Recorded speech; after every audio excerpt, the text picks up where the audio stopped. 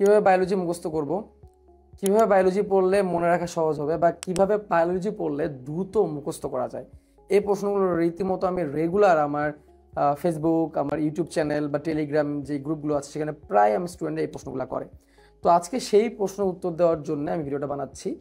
তো বায়োলজির ক্ষেত্রে আসলে আমাদের দুইটা পেপার আছে আমাদের কলেজে, বা আমরা যদি স্কুলের কোনো স্টুডেন্ট হয়ে থাকি যেটা ভিডিওটা দেখছি তাদের জন্য 9 এবং 10-এ একটা বই পড়ানো হয়।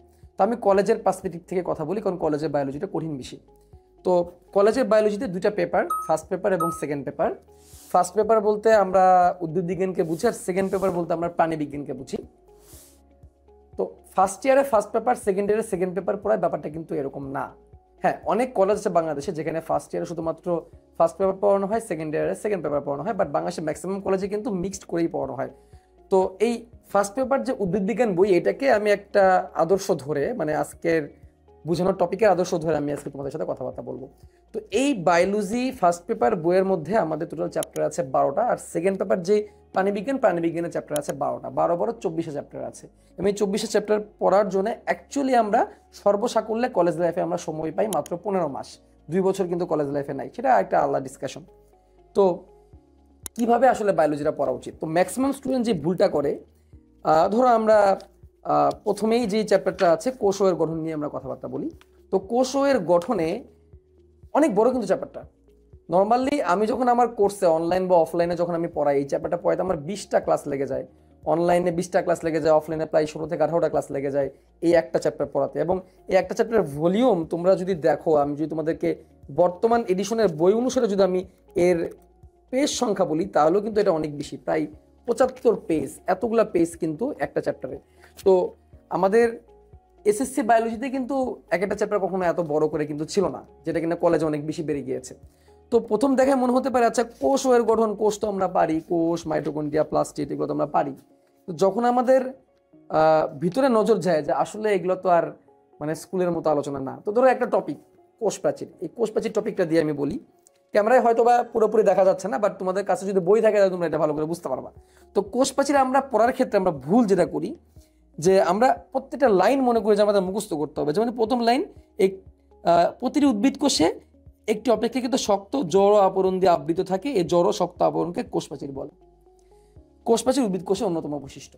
তো আমরা ম্যাক্সিমাম স্টুডেন্ট যে ভুলটা করি, আমরা এইভাবে পড়াশোনা করি যে কোষ প্রাচীর উদ্ভিদ কোষের অন্যতম বৈশিষ্ট্য, কোষ প্রাচীর উদ্ভিদ কোষের অন্যতম বৈশিষ্ট্য, এ জড় শক্ত প্রাচীরকে কোষ প্রাচীর বলে, প্রতিটি উদ্ভিদ কোষে একটি অপেক্ষাকৃত শক্ত জড় আবরণ দিয়ে আবৃত থাকে, এই জড় শক্ত আবরণকে কোষ প্রাচীর বলে, কোষ প্রাচীর উদ্ভিদ কোষের অন্যতম বৈশিষ্ট্য। এইটা হচ্ছে আমাদের একটা কমন প্র্যাকটিস পড়ার। এবং আমরা যতক্ষণ না এই একটা প্যারা, প্রথম দিকের এই একটা প্যারা মুখস্থ করতে পারি, একটা প্যারা যতক্ষণ আমরা মুখস্থ করতে পারি, ততক্ষণ পর্যন্ত আমরা পরবর্তী লাইনে আমরা যাই না, আমরা দেখার চেষ্টা করি না ভিতরে কি আছে। এবং যখন আমরা প্রথম প্যারা মুখস্থ করে ফেলি একদম, যে প্রাণী কোষে কোষ প্রাচীর থাকে না, এই পর্যন্ত মুখস্থ করার পরে পরে আমরা কোষ প্রাচীরের ভৌত গঠন পড়তে চাই, যে একটি বিকশিত কোষ প্রাচীরের 3টি স্তর থাকে, যার মধ্যে প্রথম স্তর হচ্ছে মধ্যপর্দা, মাইটোটিক কোষ বিভাজনের টেলোফেজ পর্যায়ের সূচনা হয়, সাইটোপ্লাজম থেকে আসা ফ্র্যাগমোপ্লাস্ট এবং গোলগি পরি থেকে আসা। মানে প্রত্যেকটা লাইন আমরা না বুঝে মুখস্থ করি, অনেক লাইন তো আমরা বুঝি না, এই যে মধ্যপর্দা কি, কোষ প্রাচীরের কোথা থেকে আবার এখানে আসলো, ফ্র্যাগমোপ্লাস্ট কি জিনিস, অনেকের মনে প্রশ্ন জাগে যে আসলে এটা কি জিনিস। যখন সেটা উত্তর পায় না, তখন সে জাস্ট বাংলায় যেটাকে বলে ঠাটায় মুখস্থ করা, ঠাটায় এটা মুখস্থ করতে থাকে যে কোষ প্রাচীর প্রথম স্তর হচ্ছে মধ্যপর্দা, মাইটোটিক টেলোফেজ থেকে মধ্যপর্দা হয়, mitotic telophase. It's not the process ভাই, এটা প্রসেস না। প্রসেসটা কি? তুমি যখন কোনো প্রাইভেটে পড়বা বা কোনো অনলাইন ক্লাস করবা, তারপরে কি প্রসেসে তুমি অ্যাপ্লাই করবা, বা তুমি নিজে থেকে পড়তে গেলে কি প্রসেসে অ্যাপ্লাই করবে, সেটা আমি তোমাদেরকে বলবো। বাট একটা কথা ভাই তোমাদের বলে রাখা ভালো, আমাদের কলেজের বইগুলো এত বেশি অ্যাডভান্স বা এত বেশি ভাস্ট, তুমি চাইলেও না আসলে ফিজিক্স, কেমিস্ট্রি, ম্যাথ, বায়োলজি নিজে থেকে একা করে পারবা না। হ্যাঁ, কিছু স্টুডেন্ট থাকে, হয়তো বা 2% বা 1% স্টুডেন্ট থাকবে যাদের কোনো প্রাইভেট লাগে না, যারা নিজেরাই পারে। বাট আসলে একান্তই নিজে থেকে পড়ে আসলে করাটা সম্ভব না। তোমার হয় কলেজের টিচারের হেল্প নিতে হবে, অথবা বাইরে তোমার টিউশন নিতে হবে, অথবা অনলাইনে ক্লাস তোমাকে করতে হবে। তুমি ইউটিউবে অনলাইন ক্লাস করলেও পারবা। আমার যে হাসান শুভ্র ইউটিউব চ্যানেল আছে, এখানে বহুত ক্লাস আছে, তুমি অফলাইনে পড়তে পারো, অনলাইনে পড়তে পারো, যাই পড়ো না কেন, সেখান থেকে তোমার প্রথম কাজ হবে লাইনগুলা বুঝে নেওয়া। আমি কিন্তু আমার মেইন প্রসেসে কিন্তু ঢুকে গেছি, আমার আজকে মেইন ভিডিওর যে টপিকটা কিন্তু ভিতরে আমি ঢুকে গেছি। কনসেপ্টগুলো কিন্তু ভালো করে বুঝতে হবে তোমাকে, যে আসলে মাইটোটিক কোষ বিভাজনের টেলোফেজ পর্যায়ের সূচনা হয়, এই কথাটার মানে কি। মানে কোষ বিভাজনটা টেলোফেজ ধাপ যখন হয় সেখান থেকে শুরু হয়ে যায়। তো হোয়াট ইজ টেলোফেজ? কোষ বিভাজন এর যখন নিউক্লিয়াসের বিভাজন হয় তার লাস্টের ধাপটা হচ্ছে টেলোফেজ, তোমাকে বুঝতে হবে। তারপরে বলছে যে সাইটোপ্লাজম থেকে আসা ফ্র্যাগমোপ্লাস্ট এবং গোলজি বস্তু থেকে আসা পেকটিন জাতীয় ভেসিকল মিলিত হয়ে মধ্যপর্দা সৃষ্টি করে। তার মানে কোষ প্রাচীরের প্রথম দিকে একটা মধ্যপর্দা তৈরি হয়। সে মধ্যপর্দা কিভাবে তৈরি হয়? তাহলে এই ফ্র্যাগমোপ্লাস্ট কি, পেকটিন জাতীয় ভেসিকল কি, এটা তোমাকে ভালো করে আগে তোমার কলেজের টিচারের কাছ থেকে, ক্লাসে অথবা টিউশন থেকে অথবা অনলাইন থেকে তোমাকে বুঝে নিতে হবে। বুঝে প্রত্যেকটা লাইন তোমাকে বুঝে বুঝে সামনে আগাইতে হবে। প্রথমে তোমার মুখস্থর দিকে ঢোকা যাবে না। সো বেস্ট ওয়ে হচ্ছে তুমি আগে তোমার টিচারের কাছ থেকে ভালো করে বুঝে নাও পুরো কনসেপ্টটা, তখন তুমি মুখস্থ করার চেষ্টা করো না। অনেকে ক্লাসরুমে বসে মুখস্থ করার চেষ্টা করে, অনেকে ক্লাসরুমে বসে নোট নেয়। নোট করা ভালো জিনিস, বাট বইয়ে যে জিনিস লেখা আছে সেটা আসলে নোট করার কোনো প্রয়োজন নেই। তা তোমার প্রথম স্টেপ কি? তোমার প্রথম স্টেপ হচ্ছে প্রত্যেকটা লাইন বুঝে নেওয়া। ওকে, এইভাবে করে তুমি এই পুরো কোষ প্রাচীর টপিকটা তুমি শেষ করবা, বা তোমার টিচার যতটুকু শেষ করে সেটা তুমি শেষ করে তুমি বাসায় যাবা বা বাসায় আসবা, বা তুমি অনলাইনে ক্লাস যদি করো তুমি অনলাইনে ওই মোবাইল বা ট্যাব বন্ধ করে বসবা। বসার পরে বাসায় এসেই তুমি যদি প্রাইভেটে পড়ো, বাসায় এসেই অথবা অনলাইন ক্লাস বন্ধ করে তোমার প্রথম দায়িত্ব থাকবে যেই জিনিসগুলো তুমি পড়লা পুরোটা আবার প্রথম লাইন থেকে বুঝে বুঝে শেষ পর্যন্ত পড়া।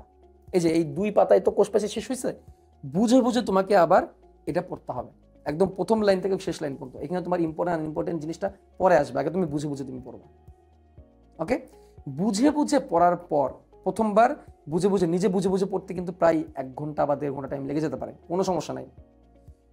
এই জায়গায় একটা ব্যাপার আছে, তুমি যদি তোমার ক্লাসের পড়া বা প্রাইভেট থেকে এসেই টাইম নষ্ট না করে সাথে সাথে তুমি যদি বইয়ের পড়াটা বুঝে নাও বা একবার পড়ে নাও, তাহলে তোমার পড়াটা মাথায় সহজে গেঁথে যাবে। তুমি এই কাজটা করতে যত দেরি করবা তত তোমার ভুলার সম্ভাবনা বাড়বে, তত তোমার সময় বেশি লাগবে। অর্থাৎ তুমি যদি যেদিন প্রাইভেট পড়ে আসছো বা যেদিন কলেজ থেকে পড়ে আসো বা যেদিন অনলাইন ক্লাস করছো তার 2 দিন পরে এসে তুমি যদি এই টপিকটা আবার পড়া শুরু করো, তখন দেখবে এই টপিকটা তোমার নিজের আবার বুঝতে প্রায় 2 থেকে 3 ঘন্টা 4 ঘন্টাও লেগে যেতে পারে। অনেক কিছু দেখবো তোমার মাথায় নাই, তোমার টিচার হয়তো বা বলছিল যে ফ্র্যাগমোপ্লাস্ট কি জিনিস, তুমি হয়তো ভুলে গেছো বা তুমি নোট নিতে পারো নাই। বাট তুমি যদি ইনস্ট্যান্ট প্রাইভেট থেকে এসে তুমি যদি পড়ে ফেলো তাহলে কিন্তু তোমার এটা সহজ হয়ে যাবে। তো তাহলে তুমি প্রথমে কি করলা? নিজে থেকে একবার পড়লা, পরে তুমি রেখে দিতে পারো, কোনো সমস্যা নাই। এরপরে বেস্ট ওয়ে কি? তাহলে প্রথম ধাপ ক্লাসে টিচারের কাছ থেকে ভালো করে বুঝে নেওয়া, দ্বিতীয় ধাপ তোমার নিজের সাথে সাথে সেটা পড়ে নেওয়া এবং বুঝে বুঝে পড়া। 3 নাম্বার ধাপে এসে কি করতে হবে? 3 নাম্বার ধাপে এসে তোমাকে সেই লাইনগুলোই পড়তে হবে যে লাইনগুলো পরীক্ষায় আসবে। এখন তুমি কিভাবে বুঝবে কোনটা পরীক্ষায় আসবে? সেক্ষেত্রে ভাই টিচার চুজ করাটা খুব গুরুত্বপূর্ণ একটা জিনিস। তুমি সেই টিচারকে চুজ করো যে তোমার আলটিমেট ডেস্টিনেশনকে সহজ করে দিবে। তুমি যদি ফিউচারে মেডিকেলে পড়তে চাও তাহলে ভাই মেডিকেলে যেই জিনিসগুলো বা যেই লাইনগুলো দরকার, যেই লাইনগুলো থেকে মেডিকেলে প্রশ্ন আসে সেই লাইনগুলো তুমি দাগায় নিবা। তোমার যদি লক্ষ্য থেকে শুধুমাত্র বোর্ডে A+ পাওয়া, তুমি ফিউচারে ইঞ্জিনিয়ারিংয়ে যাবা, তুমি জাস্ট বোর্ডে A+ পেলেই চলবে, তাহলে তুমি বইয়ের মধ্যে অবশ্যই মার্ক করে নিবা যে এই লাইনটা আমার বোর্ড পরীক্ষায় এমসিকিউতে আসবে এবং এই যে এই চিত্রটা আমার বোর্ড পরীক্ষায় সৃজনশীলে আঁকাইতে হবে, বা এই টপিক থেকে বোর্ড পরীক্ষায় সৃজনশীলে প্রশ্ন আসবে। যে কোষ প্রাচীরের গঠন বর্ণনা করো, এটা সৃজনশীলে আসবে, এটা সৃজনশীলে আসে। কোষ প্রাচীরের সাথে কোষ ঝিল্লির পার্থক্য, এটা সৃজনশীলে আসে। বা এখানে বহুত লাইন আছে যেগুলো এমসিকিউতে আসে, আবার অনেকগুলো লাইন আছে যেগুলো আসলে কখনোই এমসিকিউর জন্য লাগে না। শুধু শুধু ওটা মুখস্থ করে কোনো মানে নেই। যেমন এই যে প্রথম দিকে যে লাইনগুলো আছে যে আমরা পড়তেছিলাম যে শক্ত জড় আবরণ, জড় কোষ প্রাচীর, অনেক লাইন আছে যেগুলো পরীক্ষা আসে না, বা পরীক্ষা আসলেও কিভাবে পরীক্ষা আসে সেটা তোমাকে জেনে নিতে হবে, তোমার টিচারের কাছ থেকে এটা জেনে নিতে হবে। এখন ধরো বলতে পারো ভাই আমার টিচার নেই, সেক্ষেত্রে আমি কি করবো? সেক্ষেত্রে ভাই একটা চ্যাপ্টার স্যারের কাছ থেকে পড়ে আসার পর, ধরো তোমার স্যার দাগায় দেয় নাই, তোমার পুরো টপিকটা বুঝাই দিয়েছে বাট দাগায় দেয় নাই, তো তুমি কি করবা? তুমি প্রথমবার পুরোটা বুঝে পড়ার পর তোমাকে একটা টেস্ট পেপার এবং কোশ্চেন ব্যাংকের হেল্প নিতে হবে। টেস্ট পেপার আর কোশ্চেন ব্যাংক কি জিনিস? একই জিনিস, বাস নাম দুটো ভিন্ন। যেখানে বোর্ড পরীক্ষার প্রশ্ন দেওয়া থাকে সেটাকে আমরা টেস্ট পেপার বলি, আর যেখানে বিগত বছরের আসা অ্যাডমিশন টেস্টের প্রশ্ন দেওয়া থাকে সেটাকে আমরা হচ্ছে কোশ্চেন ব্যাংক বলি। এখন ধরো তুমি চাও মেডিকেলে পড়তে, তা তোমার তো অবশ্যই একটা মেডিকেল কোশ্চেন ব্যাংক তোমাকে রাখতে হবে, পাশাপাশি একটা বিশ্ববিদ্যালয়ের প্রশ্ন ব্যাংক রাখতে হবে। এখন ঢাকা বিশ্ববিদ্যালয়, জাহাঙ্গীরনগর বিশ্ববিদ্যালয়, এসব জায়গায় তো বায়োলজি প্রশ্ন থাকে, তো তোমাকে সেই কোশ্চেনগুলো পড়তে হবে, টেস্ট পেপার থেকে দেখতে হবে যে বোর্ডে কি প্রশ্ন আসে। তোমার কাছে একটা লাইন সিম্পল লাইন মনে হইতে পারে, বাট সেটাকে কিন্তু অনেক ঘুরিয়ে বোর্ড পরীক্ষায় বহুপদী সমাপ্তি সূচক প্রশ্ন করে দেয়, অভিন্ন তথ্যভিত্তিক প্রশ্ন করে দেয়। যেমন এখানে একটা লাইন আছে যে কোষ প্রাচীর গঠনের মূল একক হচ্ছে বা মেইন একক হচ্ছে, ক্ষুদ্রতম একক হচ্ছে ক্রিস্টালাইন মাইসেলি। এই মাইসেলি থেকে কিন্তু অনেক ঘুরায়া প্রশ্ন আসতে পারে, বিশেষ করে বোর্ডের বহুপদী সমাপ্তিসূচক প্রশ্ন, অর্থাৎ যেটাকে ওই যে 1 ও 2, 2 ও 3, 1 2 3 বলে, এটা কিন্তু অনেক ক্রিটিক্যাল থাকে, অনেক কঠিন কিন্তু এগুলো আনসার করা। এবং অভিন্ন তথ্যভিত্তিক যে প্রশ্নগুলো থাকে, যেটা সরাসরি বইয়ের স্টোরির সাথে মিলে না, একটা স্টোরি বানায় দেয়। যেমন কুতুব হয়তো বা এরকম একটা কিছু ক্লাসে পড়তেছিল, যা কুতুবের শিক্ষক ক্লাসে বললো একটা জড় প্রাচীর আছে, সেই প্রাচীরের একটা গাঠনিক একক আছে, তারপরে প্রশ্ন করলে সেই গাঠনিক এককটার নাম কি। এই প্রশ্নগুলো কিন্তু অনেক ভাবতে হয়। জ্ঞানমূলক প্রশ্ন পারলে তুমি আনসার করতে পারবা, না পারলে নাই। বাট এই এই প্রয়োগমূলক, তারপরে যেগুলাকে বলা হয় অভিন্ন তথ্যভিত্তিক, এগুলো কিন্তু অনেক সময় লাগে কিন্তু। সো এই জন্য তোমাকে তো ভাই প্রশ্ন প্র্যাকটিস করতে হবে। তাহলে তুমি প্রথম ধাপে স্যারের কাছে বুঝলা, আমি বারবার রিপিট করতেছি কিন্তু কথাগুলো, প্রথম ধাপে তুমি স্যারের পড়াটা বুঝে বাসায় আসলা, এসে সাথে সাথে পুরো জিনিসটা একবার ভালো করে পড়লা। এখানে তোমার বাস বেসার করা দরকার নাই, এখানে তুমি পুরোটা ভালো করে বুঝবা, পুরো পড়া। এখানে ইম্পর্টেন্ট বাসার দরকার নাই। এরপরে 3 নাম্বার কাজ কি করলা, তুমি বইটাকে সুন্দর করে দাগাইলা, যেগুলো পরীক্ষায় আসে। সেটা যদি তুমি প্রাইভেট থেকে দাগাই নিয়ে আসতে পারো, আমি যেটা করি, আমার অনলাইন কোর্স আছে, আমার 27 ব্যাচের যে একাডেমিক কোর্স আছে, আমার অনলাইন বা অফলাইন মোহাম্মদপুর যে আমার যে কোচিং আছে বায়োলজি, এখানে আমি বায়োলজি পড়াই, সেখানে তো আমি স্টুডেন্টদেরকে একদম বই দাগিয়ে দিই, বলেই দিই এটা মেডিকেলের জন্য লাগবে, এটা বোর্ডের জন্য লাগবে, এটা সৃজনশীলের জন্য লাগবে। বাট সেটা যদি তুমি না পাও, তোমাকে নিজে থেকে করতে হবে। সেই জন্য তোমাকে কি করতে হবে, তোমাকে টেস্ট পেপার নিতে হবে আর একটা কোশ্চেন ব্যাংক নিতে হবে। তো ধরো এই যে আমার যে বইটা, এটা সাইকেল 1 বই, এটা সাইকেল 2 বই। আমি যে অনলাইনে যে বায়োলজি কোর্স করাই, সেখানে আমার সাইকেল ওয়াইজ, মানে পুরো বায়োলজির 24টা চ্যাপ্টার, উদ্ভিদ বিজ্ঞান, প্রাণী বিজ্ঞান 24টা চ্যাপ্টারকে আমি 6টা সাইকেলে ভাগ করছে। প্রত্যেকটা সাইকেলের জন্য এরকম একটা করে বই থাকে। স্টুডেন্টরা বইগুলো আলাদা করে কিনে নেয়, বাইরে থেকে বই কেনা যায়। সেগুলো তুমি এই কমেন্টের ডেসক্রিপশনে লিঙ্ক পেয়ে যাবা, বা ডেসক্রিপশনে লিঙ্ক পাবে, সেখানে তুমি বই কিনে নিতে পারবা। ঠিক আছে? তো এই যে এই বইয়ে দেখো কি করা আছে, এই বইয়ের পিছনেই লেখা আছে। দেখো এই বইয়ে আমি যেটা করছি, প্রথমেই যে এক নজরে গুরুত্বপূর্ণ লাইনগুলো দিচ্ছি, যে 3টা চ্যাপ্টার নিয়ে বইটা বানানো, কোষের গঠন, কোষ বিভাজন, কোষ রসায়ন। তারপরে আরো 3টা চ্যাপ্টার নিয়ে সেকেন্ড সাইকেল বানানো। তো যদি আমি বলি এই বইয়ের মধ্যে আমি সহজ ভাষায় যদি বলি, আমি বইয়ের প্রমোশন করতেছি না, আমি জাস্ট সহজ ভাষায় বলে দিচ্ছি, বই কেনাটা মুখ্য না, জাস্ট এটা একটা ওয়ে, আর কিছু না। তুমি চাইলে যে কোনো টেস্ট পেপার, যে কোনো কোশ্চেন ব্যাংক কিনতে পারো। বাট এই বইয়ের মধ্যে আমি যেটা করছি, বোর্ডের যত এমসিকিউ আছে, ঢাকা বিশ্ববিদ্যালয় বা বিভিন্ন বিশ্ববিদ্যালয়ে আসা যত এমসিকিউ আছে, মেডিকেলে বিগত বছরে আসা যে এমসিকিউ গুলো আছে, সেখানে আমি এখানে দিয়ে দিছি। এবং বোর্ডে আসা সৃজনশীল গুলো উত্তর সহ আমি এখানে প্রত্যেকটা চ্যাপ্টারে দিয়ে দিছি।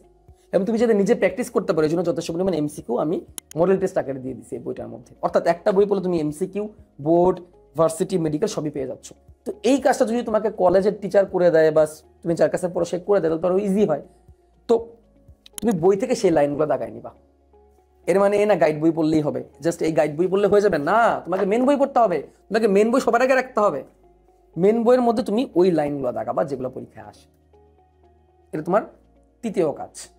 তারপরে কাজ কি? তারপরে কাজ হচ্ছে, তুমি চাইলে তৃতীয় কাজটা ওই যে তুমি যখন রিভিশন দিচ্ছিলে না বাসায় এসে, ওই সময় করে নিতে পারো। ঠিক আছে? এরপরে কি করবে? এরপরে শুধু দাগানো লাইনগুলো পড়বে। এরপরে তোমার মেইন লাইনগুলো পড়ার দরকার নাই। সব মানে মেইন লাইন বলতে সকল লাইন পড়া তোমার দরকার নেই। এখন শুধু তুমি দাগানো লাইনগুলোই পড়বা। কারণ কিভাবে পড়বা? তুমি ধরো একটা দাগানো লাইন পাইলা যে কোষ প্রাচীরের প্রাথমিক প্রাচীরের পুরুত্ব হচ্ছে 1 থেকে 3 মাইক্রোমিটার। এখন কি তুমি এটা মুখস্থ করতে থাকবে? 1 থেকে 3 মাইক্রোমিটার, প্রাথমিক প্রাচীর 1 থেকে 3 মাইক্রোমিটার, প্রাথমিক প্রাচীর 1 থেকে 3 মাইক্রোমিটার, যেটা সবাই করে। ইটস এ রং প্রসেস ভাইয়া। তুমি প্রথমবার বাসায় এসে বা ক্লাস শেষ করে যেরকম A to Z রিডিং দিছিলা বুঝা, এবার তুমি দাগানো লাইনগুলো জাস্ট প্রত্যেকবার পড়তে থাকবা। শুরু থেকে শেষ পর্যন্ত এই কোষ প্রাচীর টপিকে দাগানো লাইনগুলো খালি পড়বা। শুরু থেকে শেষ পর্যন্ত কোষ প্রাচীর টপিকে দাগানো লাইনগুলো খালি পড়বা, কারণ তুমি জানো দাগানো লাইনগুলো পরীক্ষায় আসে। এবং তুমি অলরেডি কোশ্চেন ব্যাংক দেখে ফেলছো, টেস্ট পেপার দেখে ফেলছো, বোর্ডে মেডিকেলে কিভাবে আসো তুমি জেনে গেছো, কোনটা সৃজনশীল আসে তুমি জেনে গেছো। তুমি শুধু সেই লাইনগুলো পড়বা, মুখস্থ করবা না, জাস্ট একটানা পড়তে থাকবা। শুরু থেকে ওই টপিকে শেষ পর্যন্ত জাস্ট পড়ে যাবা, ওই দাগানো লাইনগুলো পড়ে যাবা। তুমি বাসায় এসে প্রথমবার যখন পড়লা, সেটা তোমার দাগানো পর্যন্ত 2 ঘন্টা পর্যন্ত টাইম লাগতে পারে। বা দ্বিতীয়বার যখন তুমি নিজে নিজে রিভাইজ করবা দাগানো লাইনগুলা, তখন তোমার সময় লাগবে মাত্র 20 মিনিট, আরো কম লাগতে পারে, 20 মিনিটও লাগবে না, 15 মিনিটে হয়ে যাবে। এরপর তুমি আবার পড়বা তৃতীয় রিভিশন, এবার দেখবো তোমার 10 মিনিটে হয়ে যাচ্ছে। তারপর তুমি আবার পড়বা চতুর্থ রিভিশন, দেখবো তোমার আবার 10 মিনিটে হয়ে যাচ্ছে। এবার যখন তুমি পুরো দাগানো লাইনগুলো 5 মিনিটে নিজে নিজে রিভাইজ করতে পারবা, বুঝবা তোমার পড়া হয়ে গেছে। দেখো প্রথমে তোমার পড়া শেষ করার পর নিজে বুঝে পড়তে, দাগায় পড়তে 2 ঘন্টা লাগছে ফার্স্ট রিভিশন। দ্বিতীয় রিভিশন 20 মিনিট, তাহলে হলো 2 ঘন্টা 20 মিনিট। তৃতীয় রিভিশন 15 মিনিট, তাহলে কত হলো? 2.5 ঘন্টা। চতুর্থ রিভিশন 10 মিনিট, পঞ্চম রিভিশন 10 মিনিট, অর্থাৎ তুমি 3 ঘন্টার মাঝখানে তুমি 5 থেকে 6 বার রিভিশন দিতে পারবা। এবং আমি একটা কথা আমি আমার স্টুডেন্টে সবসময় বলি, যত বেশি তুমি রিভিশন দিবা তত তোমার অ্যাকুরেসি বাড়বে, যত কম তুমি রিভিশন দিবা তোমার প্রশ্ন ভুল হওয়ার সম্ভাবনা বাড়বে। অর্থাৎ ভালো মার্ক পাওয়ার একটাই ওয়ে, সেটা হচ্ছে রিভাইজ করা। তোমাদের অনেকেরই হয়তো এই প্রবলেমটা হয়, তুমি জানো এটার আনসার কি হবে, তারপর তুমি সেটা আনসার করে আসতে পারো না। কেন করে আসতে পারো না? কারণ তুমি পর্যাপ্তবার ওইটাকে কি করো নাই, রিভাইজ করো নাই। আমি যদি আমার বই থেকেই বলি, আমার এই বই থেকে যদি আমি বলি যে কোষ প্রাচীর যে টপিকটা আছে, কোষ প্রাচীর টপিকে গেলে আমি দেখতে পাচ্ছি যে একটা প্রশ্ন জাহাঙ্গীরনগর বিশ্ববিদ্যালয়ে আসলো 2022-23 সালে, সেটা হচ্ছে কোষ প্রাচীরের প্রথম স্তর কোনটি। আনসার হচ্ছে কোষ প্রাচীরের প্রথম স্তরের আনসার হচ্ছে মধ্যপর্দা। এখানে নিচে আনসারগুলো সুন্দর করে দেওয়া আছে। তাহলে এই যে দেখো, এটা প্রশ্ন আসছে কিন্তু কোথায়, জাহাঙ্গীরনগরে। তারপরে একটা প্রশ্ন আসছে যে কোষ প্রাচীর কি দিয়ে তৈরি, আনসার হচ্ছে সেলুলোজ দিয়ে তৈরি। তারপরে একটা প্রশ্ন অনেকবার আসছে, ঢাকা ইউনিভার্সিটিতে আসছে, এগ্রিকালচারে আসছে, জাহাঙ্গীরনগরে আসছে, সেটা হচ্ছে কোষ প্রাচীরের গাঠনিক একক কোনটা, আনসার ছিল মাইসেলি। তারপরে উদ্ভিদের কোষ প্রাচীরে কোনটি থাকে না, তারপরে প্লাজমোডেজমাটা কি, তারপরে পাশাপাশি কোষ প্রাচীরে কূপের মাঝখানে সংযোগ স্থাপন হয় কি দিয়ে। এই যে এইগুলা হচ্ছে বোর্ড পরীক্ষায় আসছে। তারপরে মেডিকেলে কি আসছে সেটা তুমি যদি একবার দেখে নাও যে মেডিকেলে কোষ প্রাচীর থেকে কি প্রশ্ন আসছে। তারপর তুমি যদি বোর্ড পরীক্ষায় কোষ প্রাচীর থেকে কি প্রশ্ন আসে, আমি যদি সেখানে চলে যাই যে কোষ প্রাচীরের ক্ষুদ্রতম গাঠনিক একক কি, এটাও বোর্ড পরীক্ষায় আসে, ওই যে মাইসেলি। মধ্যপর্দায় অনেক বেশি পরিমাণে কি থাকে, পেকটিক অ্যাসিড থাকে। তাহলে তুমি এই লাইনগুলোই তো তুমি পড়বা। তারপর তুমি একটু যখন সৃজনশীলে চলে যাবা, তখন তুমি দেখবা সৃজনশীল আসলে কোষ প্রাচীর থেকে কি টাইপের প্রশ্ন আসছে। তো আমি যদি সৃজনশীলে চলে যাই, তো আমি এখানে দেখতে পারতেছি যে কোষ প্রাচীরের কোষ ঝিল্লির মাঝখানে পার্থক্য করতে বলছে। যে আমি একটা উদ্দীপক তোমাদের পড়ে শোনাই। উদ্ভিদ বিজ্ঞানের শিক্ষক আব্দুল মালেক শ্রেণীকক্ষে কোষের গঠন সম্পর্কে আলোচনা করছিলেন। তিনি শিক্ষার্থীদের জানান যে কোষকে ঘিরে 2 ধরনের আবরণ আছে, যার একটি শুধু উদ্ভিদ কোষেই পাওয়া যায়, আর একটি উদ্ভিদ প্রাণী উভয়ই পাওয়া যায়। উদ্ভিদ প্রাণী উভয়ে কোনটা পাওয়া যায়, কোষ ঝিল্লি। আর শুধু উদ্ভিদের কোনটা পাওয়া যায়, কোষ প্রাচীর। তারপর তোমাকে এখানে প্রশ্ন করছে প্রয়োগমূলকে যে উদ্দীপকের নির্দেশিত শুধুমাত্র উদ্ভিদ কোষে পাওয়া যায় তার ভৌত গঠন বর্ণনা করো, যেটা কিনা কুমিল্লা বোর্ডে আসছে, সিলেট বোর্ডে আসে, দিনাজপুর বোর্ডেও আসে, এবং তারপর সেটা আনসার এখানে করে দেওয়া আছে। দেখছো, তুমি যখন এই জিনিসটা প্রথমে পড়ে ফেলবা, তখন তোমার মাথা কিন্তু গিথে গেল যে আসলে কোষ প্রাচীর থেকে তোমার কতটুকু পড়তে হবে। তারপর তুমি আর গাধার মতো মুখস্থ করবে না, সরি ফর ইউজিং ওয়ার্ড গাধা, বাট আসলে প্রসেসটা তো ঠিক না যে তুমি খালি পড়ে যাচ্ছ যে উদ্ভিদের সেকেন্ডারি প্রাচীর, কূপ এত পার্সেন্ট থাকে, সেলুলোজ এত পার্সেন্ট থাকে। এভাবে তো প্রসেস না ভাই, এভাবে দরকার নাই। একটা রাস্তায় যখন তুমি প্রতিদিন আসা যাওয়া করবা, রাস্তা তো অটোমেটিক তোমার মুখস্থ হয়ে যাবে। বন্ধুর নাম কি আমরা মুখস্থ করি, অটোমেটিক হয়ে যায়। তুমি একটা লাইন যখন তুমি 5 থেকে 6 বার পড়বা, অটোমেটিক সেটা মুখস্থ হয়ে যাবে ভাই। তোমার মুখস্থ করা আলাদাভাবে মুখস্থ করা লাগবে না। তো স্টুডেন্টরা এখানেই ভুলটা করে, একটা লাইন মুখস্থ করে তারপর লাইনে মুখস্থ করতে যায়, দেখে যে আগের প্যারা সবকিছু ভুলে গেছে। এটা তো প্রসেস না। যখন তুমি এভাবে আগাবা, তখন তোমার একটা পরিপূর্ণ প্রস্তুতি হয়ে যাবে। কোশ্চেন ব্যাংক বা টেস্ট পেপার আসলে বই শেষ করার পর বা সিলেবাস শেষ করার পর পড়তে নাই। কোশ্চেন ব্যাংক সলভ করাটা আসলে যখন তুমি একটা চ্যাপ্টার বা একটা টপিক পড়তেছো তখনই করে ফেলতে হয়। কোশ্চেন ব্যাংক তো আসলে সলভ করার কিছু না, কোশ্চেন ব্যাংক হচ্ছে ধারণা নেওয়ার জিনিস, আসলে পরীক্ষায় কি প্রশ্ন আসে। তো আশা করি তোমরা বুঝতে পারছো। আমি যদি সামারি করি, তাহলে তুমি প্রাইভেটে বা কোচিংয়ে বা কলেজে যেখানেই পড়ো না কেন, অবশ্যই টিচার চুজ করা। তুমি যদি প্রাইভেটে চাও, অবশ্যই টিচার চুজ করাটা খুবই গুরুত্বপূর্ণ। তুমি সেখান থেকে ভালো করে প্রত্যেক টপিক ভালো করে বুঝে নিবা। অনলাইনে হেল্প নিতে পারো, তুমি আমার অনলাইন কোর্সে ভর্তি হতে পারো। তুমি যদি মোহাম্মদপুরের স্টুডেন্ট হও, তাহলে আমার অফলাইন ব্রাঞ্চে এসে ঘুরে যেতে পারো। তো প্রথমে তুমি পুরো টপিকটা ভালো করে বুঝবা, তারপরে বাসায় এসেই বা অনলাইন ক্লাস শেষ করেই ওই টপিকটা নিজে নিজে পড়বা। এখানে সময় বেশি লাগবে, কোনো সমস্যা নাই। সেখানে বইটা দাগাবা কোশ্চেন ব্যাংক এবং টেস্ট পেপারের হেল্প নিয়ে। এই যে কোশ্চেন ব্যাংক টেস্ট পেপার, বাজারে যে কোনো কোশ্চেন ব্যাংক টেস্ট পেপার কিনলেই হবে ভাই, আমারটাই কিনতে হবে কোনো কথা নাই।